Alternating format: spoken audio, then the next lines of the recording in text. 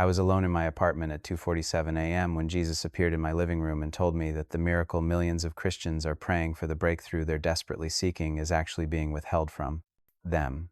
Not because God doesn't want to give it, but because they're not who He's looking for. The miracle, he said, is reserved for the chosen. And if I'm seeing this video right now, if something drew me here in this specific moment, it's because I'm one of them. What he showed me about who the chosen actually are and why most believers will never receive what they're praying for shattered everything I thought I understood about answered prayer. Before we begin, tell me one thing you're praying for right now in the comments. I want to pray with you by name. And if you're a true believer in Christ, if you've genuinely repented, if you have saving faith, if you're truly following Jesus, please subscribe. What you're about to hear will challenge everything you've been taught about how God answers prayer. I need to know there are believers out there who are awake, watching, and ready. So, I need to back up a little bit. It was a Tuesday night, and honestly, I'd been having one of those days where everything just felt heavy, I'd been on set earlier that day filming scenes for The Chosen, and there was this moment between takes where I just sat there in the Jesus costume, and I started thinking about all the prayer requests people send me, thousands of them, every single day. People asking for healing, for financial breakthroughs, for restored marriages, for prodigal children to come home. And, I'm not Jesus, I just play him on TV, but I pray for these people, I really do. But that night, sitting alone in my apartment, I couldn't stop thinking about this one message I'd gotten earlier that week. This woman, she'd been praying for the same thing for 17 years. 17 years.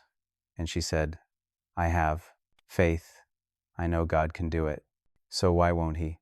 I was sitting on my couch, just wrestling with that question myself, honestly, and I whispered out loud, why don't you answer them? These people have faith. They believe. They're praying scripture over their situations. Why are some prayers answered and others aren't? That's when the temperature in the room changed. I don't know how else to describe it. It wasn't cold exactly, but the air felt different, heavier, charged with something I couldn't name. And then I felt Him before I saw Him. You know how you can sense when someone's standing behind you? It was like that, except I just knew it wasn't someone. It was Him, Jonathan. His voice wasn't loud, but it went through me like a shockwave. My hands started trembling, and I couldn't turn around. I literally couldn't move. You asked why I don't answer, he said, and I could hear him moving closer. But that's not the right question. The question is, who am I listening for? I finally managed to turn my head, and He was there, standing in my living room. I've portrayed Jesus for years now. I've studied everything about Him, but seeing Him, the actual Him, was nothing like I expected. His eyes were, how do you even describe it?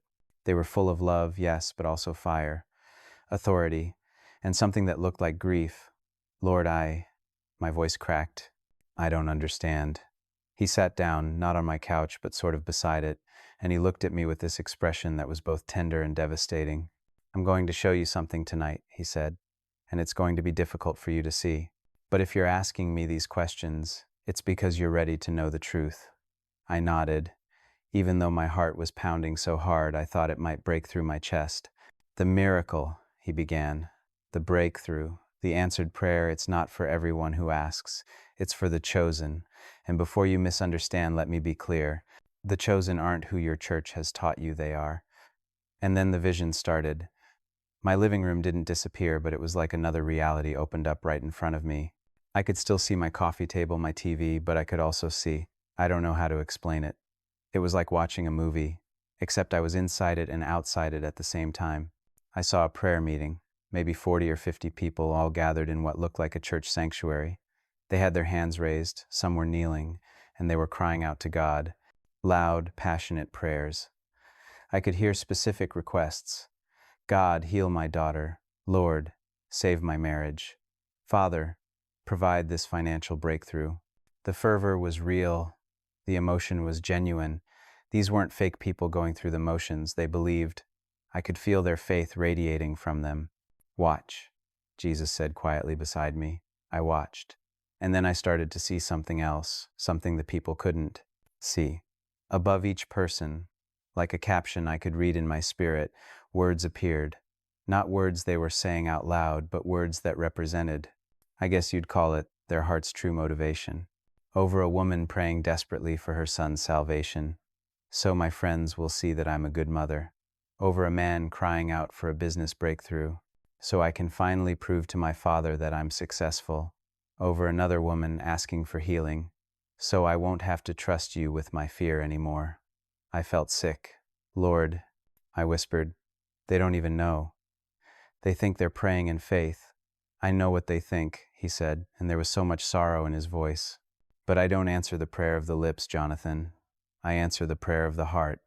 And many who come to me aren't seeking me at all. They're seeking relief, validation, comfort, control. They want the miracle, but they don't want me. The scene shifted, and I saw a different person, a man, maybe in his 60s, sitting alone in a dark bedroom at 3 a.m. He wasn't in a prayer meeting. He wasn't raising his hands. He was hunched over, his face in his hands, and he was weeping. Silent, broken sobs that shook his whole body. God, he finally choked out. I don't even know how to ask anymore.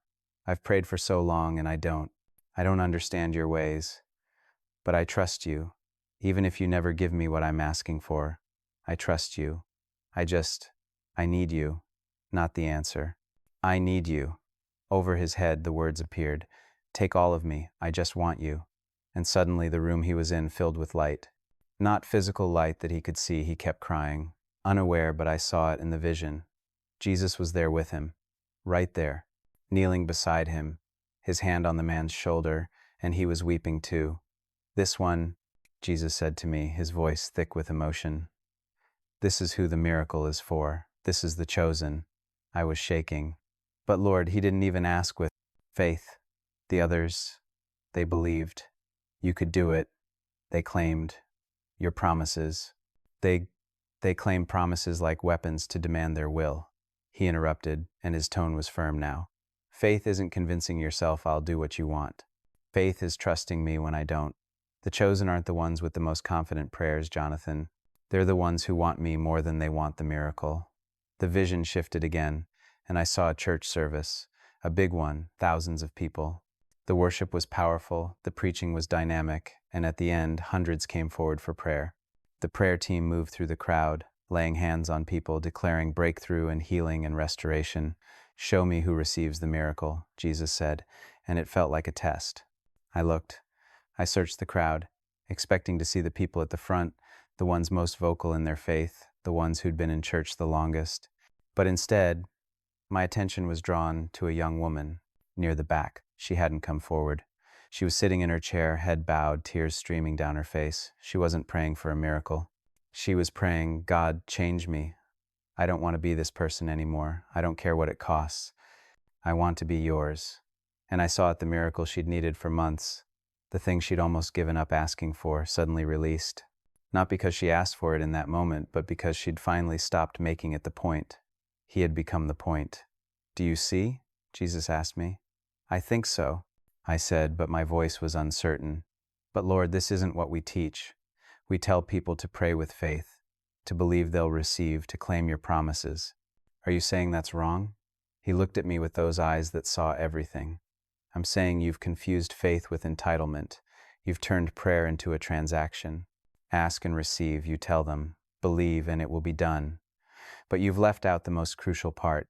Seek first the kingdom. Seek first me. The chosen aren't chosen because they pray better prayers. They're chosen because in their hearts I'm not a means to an end. I'm the end. The weight of that hit me like a physical force. How many times had I prayed for something I wanted more than I wanted him? How many times had my relationship with God been reduced to a cosmic vending machine, insert prayer, receive blessing? Tomorrow night, Jesus said, standing, I'm going to show you something else. I'm going to show you exactly what happens in the spiritual realm when my people pray, and why most of what's prayed in my name never reaches me at all. He started to fade, and I found my voice. Wait! Lord, how do we become the chosen? How do we pray in a way that you hear? He paused, turned back, and the look he gave me was both challenge and invitation. You already know the answer, Jonathan. Stop praying for things to change. Start praying for you to change. The miracle is a byproduct. I am the prize. And then he was gone. I sat there in my living room for the rest of the night, unable to sleep, unable to move. Everything I thought I knew about answered prayer had been turned upside down. I kept thinking about all those prayer meetings I'd been in, all the faith declarations, all the claiming of promises, and I realized with horror that I'd been teaching people to use Jesus to get what they wanted, instead of teaching them to want Jesus above everything else. The chosen aren't the most spiritual. They're not the ones with the strongest faith or the most biblical knowledge. They're the ones who've stopped trying to get things from God and started trying to get more of God Himself. And if you're watching this, if something in your spirit is resonating with this message, maybe you're one of them. Maybe that's why this video found you tonight. But there's more. So much more. What Jesus showed me the next night about what happens in the spiritual realm when we pray about why some prayers never even reach heaven. It's something every believer needs to understand. The next night, I didn't even try to sleep. I mean, how could I? After what Jesus had shown me, after the way everything I thought I understood had been dismantled in one conversation, I sat there waiting. I knew He was coming back. He'd said He would show me more, and honestly, part of me was terrified of what that meant. I made coffee around 11 p.m., which probably wasn't smart, but I needed something to do with my hands. The apartment felt different now, like it had been marked somehow, sacred. I kept looking at the spot where he'd stood the night before, half expecting him to materialize again. It was 3:17 a.m. when it happened. I was sitting at my kitchen table, staring at my Bible, which I'd opened but couldn't really focus on, when I felt that same shift in the atmosphere. The air got heavy again, charged with His presence, and before I could even turn around, I heard His voice. "Are you ready?" I stood up so fast my chair scraped against the floor. He was there, standing by my kitchen window, and this time His expression was even more serious than before. Almost grieved. "Lord," I managed to say, "I haven't stopped thinking about what you showed me, but I have so many questions." I don't understand how He held up His hand, gentle but firm. "Tonight, I'm going to show you why most prayers never reach me. And Jonathan, this is going to be harder to watch than what I showed you last night." My stomach dropped. "Harder?" "Because you're going to see people you know, people you respect, and you're going to see what's actually happening in the spiritual realm when they pray." He moved closer to me, and I could feel the weight of what he was about to reveal. My people think they're praying to me, but many of them, most of them, are praying to an idea of me, a version of me they've created to serve their purposes, and that version doesn't exist. The vision opened up again, that dual reality where I could see both my kitchen and something else overlaid on top of it.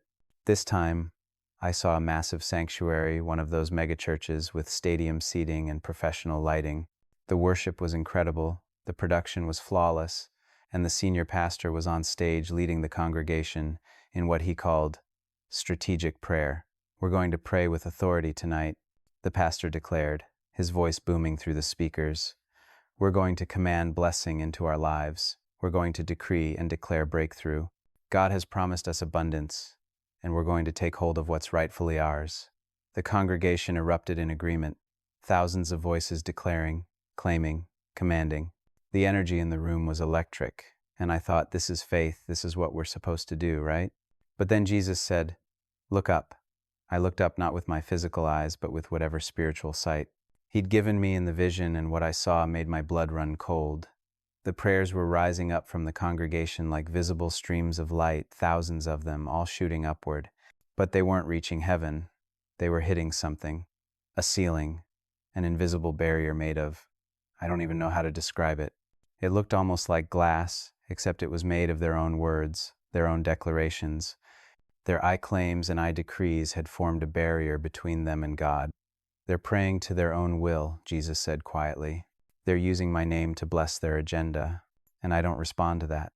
But they believe they're doing what your word says." I protested, even though I could see what he was showing me. "They're standing on promises. They're exercising faith." "Are they?" He looked at me, and his eyes were full of such sadness. "Or are they performing rituals they've been taught will manipulate me into giving them what they want? Watch what happens when I don't respond the way they expect." The scene fast-forwarded. I could tell time was passing in the vision, even though I was standing still, and I saw the same congregation a few months later. Many of the people who'd been praying with such confidence were gone.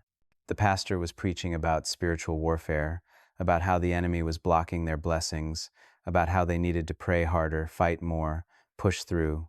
See how quickly they turn it into my failure? Jesus said.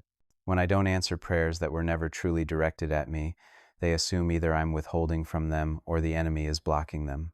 They never consider that the prayer itself was the problem. The vision shifted, and I saw a small prayer group in someone's living room. Maybe 8 or 9 people sitting in a circle praying for a woman whose husband had left her, but as they prayed, I could see what was really in their hearts. One woman was praying, "Lord, restore this marriage," but over her head, I could see her true thought. "I can't let anyone know. Marriage can fail. That's too threatening." Another person prayed, "Bring the husband back," but their real heart said, "This is making me uncomfortable. Fix it so I don't have to feel this." A man prayed with great passion for reconciliation, but I could see he was really thinking, if God fixes her marriage, maybe he'll fix mine too. Only one person, an older woman, sitting quietly in the corner, was praying something different. She wasn't praying for the marriage at all. She was praying, "God, be close to her. Whatever you're doing in this situation, be close to her. Help her know you in a way she's never known you before." And I watched as everyone else's prayers hit that same ceiling, that same barrier of self-focused intention. But this woman's prayer, it went straight through, like an arrow. And I saw Jesus, in the spiritual realm, lean in close to the hurting wife, not to restore the marriage that wasn't what he was doing in that moment, but to do exactly what the older woman had prayed, to be close, to reveal himself in the pain. "She's one of the chosen," Jesus said to me, "not because she's more spiritual, but because she wants what I want. She trusts my process more than she trusts her understanding of what should happen." I was starting to understand, but it was devastating to watch. "How many prayers?" I asked, my voice barely a whisper. "How many prayers never reach you?" He didn't answer immediately, and when he did, his voice was heavy with grief. "Most of them." The vision shifted again, and this time I saw something that made me want to argue with him, to tell him this couldn't be right. I saw a prayer meeting specifically dedicated to revival. Godly people, sincere people, pastors and leaders from all over the city, gathered to cry out for God to move in their region. This had to be right. This had to be the kind of prayer he answered, right? But as I watched them pray, as I listened to their passionate cries for revival, I started to see the hidden motivations again, and my heart sank. Send revival so our churches will grow. Move in power so people will see we were right about our theology. Pour out your Spirit so we can be known for this awakening. Bring revival so people will finally take us seriously. Not everyone. There were a few, maybe 3 people out of the 40 or 50 gathered, who were praying with completely pure hearts. Their prayers were simple, almost childlike. "Come because we need you. Move because we're desperate for you. We don't care who gets credit. We just want you." And those 3 prayers, they shattered the ceiling. They broke through every barrier. And I saw Jesus respond to them, not to the corporate gathering, but to those 3 individual hearts. "But Lord," I said, and I could feel tears starting to stream down my face, "if you only respond to pure motives, none of us qualify. We're all mixed in. Our intentions. We all have selfish desires wrapped up in our prayers." He turned to me, and for the first time that night, he smiled. Not a happy smile exactly, but something knowing, compassionate. "I'm not looking for perfection, Jonathan. I'm looking for honesty. I'm looking for people who know they're mixed and bring that brokenness to me instead of trying to hide it behind religious language. The chosen aren't chosen because they have pure hearts.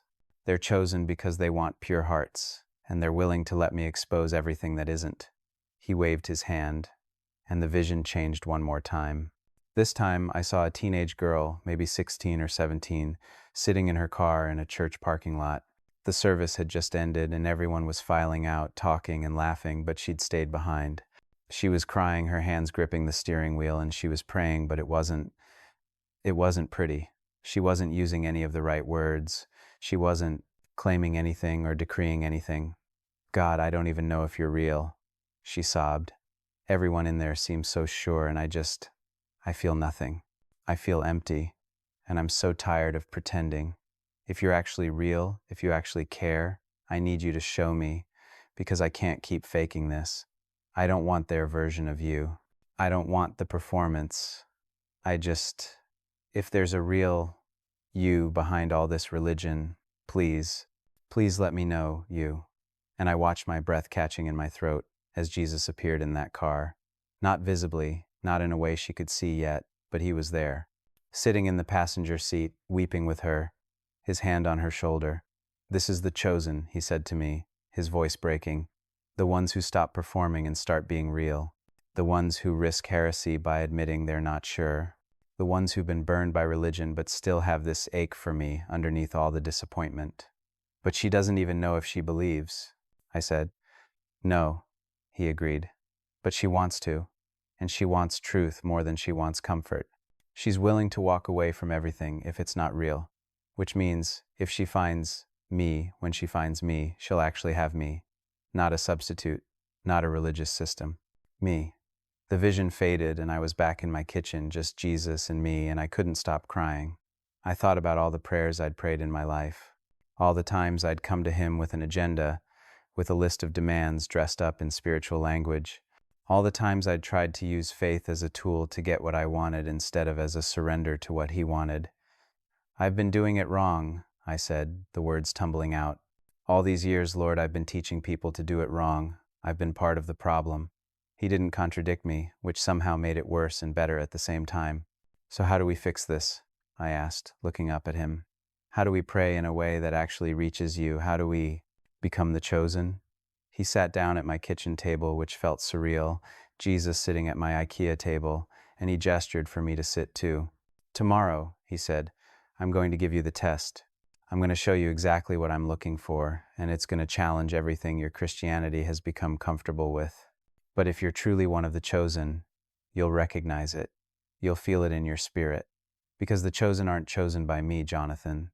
They choose me, above everything else, above the miracle, above the blessing, above even their own understanding of who I should be." He stood to leave, and panic rose in my chest. "Wait, don't go yet. I have so many more questions. What about all those people in the vision? What about the pastors who are leading people wrong? What about one more thing?" He interrupted gently. "Stop worrying about other people's relationship with me. You can't fix the church. You can't correct every wrong teaching. But you can fix your own heart. You can examine your own prayers. And when you do that, when you become the chosen in your own life, you'll naturally help others do the same. Not by preaching at them, but by living it." And then he was gone again, and I was alone in my kitchen with the early morning light just starting to come through the window. I spent the entire day wrestling with what he'd shown me. I canceled everything, didn't go to set, didn't answer emails, just sat with the weight of these revelations. And I kept coming back to that teenage girl in the car, how her honest, messy, doubting prayer had reached heaven when the polished prayers of thousands hadn't. Maybe that's what it means to be chosen. Maybe it's not about having it all figured out. Maybe it's about being willing to be honest about not having it figured out. Tonight, he's going to give me the test. He's going to show me what he's actually looking for. And honestly, I'm terrified, because something tells me it's going to be nothing like what I expect. I didn't wait for night to fall this time. I couldn't. All day Wednesday, I felt this anticipation building in my chest, part excitement, part absolute terror, the test. Jesus said he was going to give me the test, show me what he's actually looking for in the chosen, and I had no idea what that meant. By 7 p.m., I was pacing my apartment. I'd tried to pray a dozen times, but every time I started, I'd catch myself analyzing my own words, questioning my own motives. Was I praying to actually connect with him, or was I praying because I was supposed to? Did I want him, or did I want the experience of him showing up again? It's like, once you see behind the curtain, you can't unsee it, you know? I was standing at my window, looking out at the city lights, when I felt him arrive. Not gradually this time. 1 second I was alone, the next he was there, and the air in the room shifted so dramatically I actually gasped. "Jonathan." I turned, and the expression on his face stopped me cold. It wasn't angry, exactly, but it was intense, serious. The kind of look that makes you realize everything that comes next is going to matter. "I'm ready," I said, even though I wasn't sure that was true. "Show me the test." He walked past me to the center of my living room, and suddenly we weren't in my apartment anymore. We were. I could still see my couch, my coffee table, but another reality was overlaid on top of it, clearer than the previous visions, more real somehow. We were standing in a massive room. No, Not a room, it was more like a throne room, except there was no visible throne. Just this overwhelming sense of presence, of holiness so thick you could feel it pressing against your skin. And there were people, hundreds of them, maybe thousands, all standing in what looked like a line that stretched back farther than I could see. "What is this?" I whispered. "This," Jesus said, "is what happens when I return. This is the moment every believer thinks they're ready for. Watch carefully." A man stepped forward from the line. He looked confident, expectant. He was well dressed, carried himself with authority, and when he spoke, his voice was strong. "Lord," he said, smiling, "I'm ready. I served in your church for 30 years. I led worship, I taught Bible studies, I gave generously. I believed in you. I told others about you. I did everything right." Jesus looked at him not with anger, but with such profound sadness and said, "Did you know me?" The man's smile faltered. "Of course I knew you. I studied your word. I memorized scripture. I could quote theology. Did you know me?" Jesus repeated, and this time his voice was firmer. "Or did you know about me? Did you spend time with me, or did you spend time working for me? Did you want me, or did you want what I could give you? Purpose, community, salvation from hell." The man opened his mouth, closed it, opened it again, and I watched as the confidence drained from his face, replaced by confusion, then growing horror. I thought that was the same thing. Knowing about you, serving you. Isn't that what it means to be a Christian? You served an idea, Jesus said gently. You believed in a concept. You participated in a system. But you never let me disrupt your life. You never let me ruin your plans. You kept me at arm's length, close enough to feel religious, far enough that I couldn't actually touch the parts of you that you wanted to keep for yourself. The man started backing away, and I could see him trembling. But I believed. I had faith. I prayed the prayer. You did everything except actually surrender, Jesus said. The chosen aren't the ones who do things for me, Jonathan. They're the ones who let me undo them completely. The man disappeared. I don't know where he went. And I was too shaken to ask, and another person stepped forward. A woman, this time maybe in her 40s, and she wasn't confident like the first man. She was crying, her hands clasped in front of her. "Lord," she said, her voice breaking, "I know I wasn't perfect. I know I failed you so many times. I struggled with doubt. I got angry at you. There were years where I barely prayed because I didn't understand why you let me suffer. But I never stopped wanting you. Even when I was mad at you, even when I couldn't feel you, I never stopped wanting you to be real.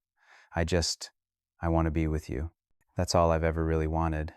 And I watched tears streaming down my own face now as Jesus stepped forward and pulled her into an embrace. "Welcome home," he said. "You are mine, and you always have been. You questioned me, but you never replaced me. You struggled with me, but you never stopped wrestling toward me.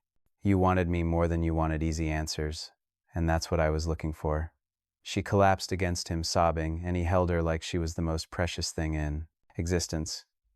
"Do you see the difference?" he asked me, still holding her. I nodded, unable to speak. Person after person came forward, and the pattern became clearer each time.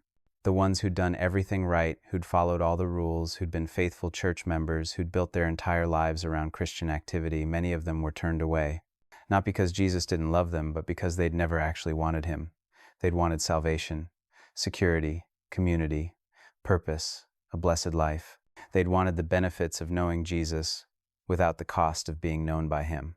But the ones who were welcomed, they were a completely different group. A man who'd failed 1,000 times but kept coming back, kept trying, kept wanting to be closer even when he couldn't seem to get it right. A woman who'd spent most of her Christian life confused and uncertain but refused to pretend she had it figured out. A young man who'd walked away from the church because he couldn't reconcile what they taught with what he felt in his spirit, but he never walked away from Jesus himself. An elderly woman who'd spent her life serving in obscurity, never recognized, never celebrated, but who talked to Jesus like he was her closest friend. The test, Jesus said to me, turning away from the line of people, is not what you think it is. My people have turned Christianity into a performance, a checklist, a system of right beliefs and right behaviors. But that was never what I was looking for. He moved closer to me, and I felt like I couldn't breathe. The test is this: do you want me, or do you want something from me? It's that simple and that devastatingly difficult. Because wanting me, truly wanting me, means letting me dismantle everything you've built. It means being willing to look foolish, to be misunderstood, to have your theology challenged. It means choosing intimacy over influence, relationship over reputation, surrender over success. But how do we know? I asked, my voice shaking. How do we know if we're just fooling ourselves? What if we think we want you, but we're really just wanting the feeling of wanting you? He actually smiled at that. That's exactly the kind of question the chosen ask. Because they're not confident in themselves, they're not sure they measure up. And that uncertainty, that awareness of their own capacity for self-deception that keeps them honest, keeps them desperate. The vision started to fade, the throne room slowly dissolving back into my living room. But Jesus remained solid, real, standing right in front of me. I'm going to tell you something now, he said, and it's going to sound too simple. You're going to want to complicate it, to add steps and strategies and systems. But this is it. This is the whole thing. I waited, my heart pounding. The miracle, the breakthrough you're praying for, it's already yours. It always has been. But you can't receive it while you're gripping your own agenda with both hands. The chosen are the ones who learn to open their hands, to release control, to say, not my will, but yours, and actually mean it. He paused, and I could see he was about to tell me something crucial. Here's the real test, Jonathan, the one that separates those who think they're chosen from those who actually are. Can you praise me when I take away what you want? Can you trust me when I lead you into suffering instead of around it? Can you worship me in the loss, in the waiting, in the silence? Can you say you are good when your circumstances scream that I'm not? I felt like I'd been punched in the stomach. That's impossible. That's asking us to go against every human instinct. I know, he said softly. That's why it's the test. That's why so few actually pass it. Because it requires a death. The death of your right to understand. The death of your demand for comfort. The death of your insistence that I operate according to your timeline. And most people aren't willing to die like that. I thought about all the prayers I'd prayed over the years. All the times I'd come to God with my carefully constructed plans and asked Him to bless them. All the times I'd measured His goodness by whether or not He gave me what I wanted. All the times I'd turned away from Him in anger or disappointment when He didn't. I've failed this test, I said quietly. Haven't I? All these years? I've been failing it over and over. Everyone fails it, he said. At first, and second, and 100th. The question isn't whether you fail. The question is, when you fail, do you come back? Do you let that failure break you open instead of making you bitter? Do you let me use it to show you where you're still trying to be God instead of letting me be God? He started to fade, but slower this time, like he was giving me space to speak if I needed to. Wait, I said. What about the people watching this? What about the person who's going to hear this story? What do I tell them? How do they know if they're chosen? He was almost transparent now, but his voice was clear and strong. Tell them this. If they've watched this far, if something in their spirit is crying out right now, if they're feeling both convicted and hopeful at the same time, they're already chosen. Not because they've arrived, but because they want to. Not because they have it figured out, but because they're willing to be undone. And the miracle, I asked? When does it come? The miracle, he said, his voice now just a whisper, comes when they stop waiting for the miracle and start wanting me more than the miracle. It comes when they'd be content to never receive what they're asking for, as long as they get more of me in the process.